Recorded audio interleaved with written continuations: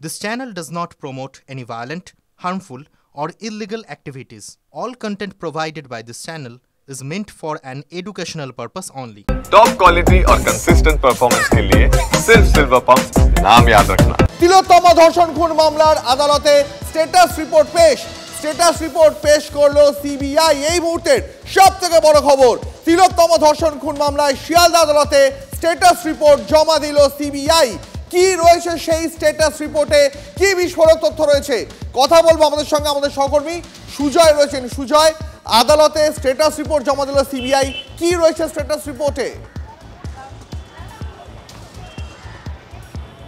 একেবারে দেখো দীপ, কিছু সময় আগে শিয়ালদা এসিজিএম আদালতের বিচারক তার এজলাসে সিবিআইয়ের তরফ থেকে স্ট্যাটাস রিপোর্ট জমা দেওয়া হয় এবং পরিবারের উপস্থিতিতে স্ট্যাটাস রিপোর্ট জমা দেওয়া হয় এবং এই স্ট্যাটাস রিপোর্টে তদন্তের অগ্রগতি সম্পর্কে উল্লেখ করেছে সিবিআই। কি সেই অগ্রগতি? স্ট্যাটাস রিপোর্টে সিবিআই উল্লেখ করেছে যে নতুন করে তারা তিনজন বলা চলে সন্দেহভাজন, তাদের সিডিআর অর্থাৎ কল ডেটা রেকর্ড, অর্থাৎ ঘটনার আগে থেকে তিলোত্তমাকে ধর্ষণ এবং হত্যার আগে থেকে তার পরবর্তী বেশ কয়েক ঘন্টার মধ্যে তিনজনের যে কথোপকথনের যে রেকর্ড, সেই রেকর্ড তারা সংগ্রহ করেছে এবং একই সঙ্গে তারা জানিয়েছে যে নতুন করে 24 জনের বয়ান রেকর্ড করেছে তারা। আমরা আগেই দেখিয়েছি যে সিজিও কমপ্লেক্সে গিয়েছিলেন একাধিক নার্স এবং পুলিশ কর্মীরা, তাদের বয়ান রেকর্ড করা হচ্ছে, সেই তথ্য উল্লেখ করা হয়েছে এবং একই সঙ্গে ঘটনার দিনকার ওই আরজিকর হাসপাতালে যেখানে ঘটেছিল সেই ঘটনাস্থল ছাড়াও আশেপাশের বেশ কয়েকটি জায়গার বেশ কয়েকটি স্ট্র্যাটেজিক পয়েন্ট, যেটা সিবিআই বলছে সেই স্ট্র্যাটেজিক পয়েন্টে স্ট্র্যাটেজিক লোকেশনে সিসিটিভি ফুটেজ তারা সংগ্রহ করেছে।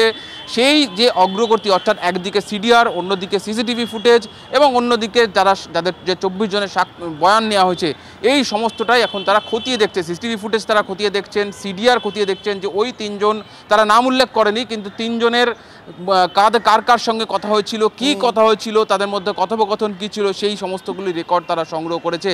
পরিবারের সামনে এই তথ্য জানানো এবং একই সঙ্গে সন্দীপ ঘোষ এবং অভিজিৎ মণ্ডল, তাদের সম্পর্কেও সিবিআই উল্লেখ করেছে যে মূল ঘটনা সম্পর্কে বা এবং ঘটনা ধামাচাপা দেওয়ার ক্ষেত্রে তাদের যদি কোনো ভূমিকা থেকে, যদি কোনো ভূমিকার কথা উল্লেখ করা হয়েছে, যদি কোনো ভূমিকা থাকে সেটাও তারা তদন্ত করে দেখছে।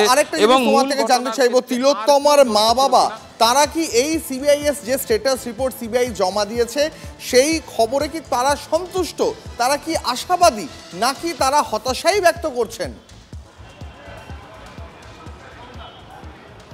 দেখো, তারা আশাবাদীও নন, হতাশাও নন, কিন্তু তারা প্রশ্ন তুলেছেন। বিচারক জানতে চান এই স্ট্যাটাস রিপোর্টের পরবর্তীতে যে পরিবারের সদস্যরা, বাবা বা মা আদালতের সামনে কিছু বলতে চায় কিনা। তখন তিলোত্তমার বাবা তিনি বলেন যে গত 8 মাস ধরে তারা যেটা আশা করছেন সেটা এখনো হয়নি, তারা বিচারের অপেক্ষা রয়েছেন, তাদের বিচার ব্যবস্থার উপর ভরসা আছে, তাদের আইনজীবী পরবর্তীতে তাদের বক্তব্য আদালতের সামনে নিয়ে আসবেন।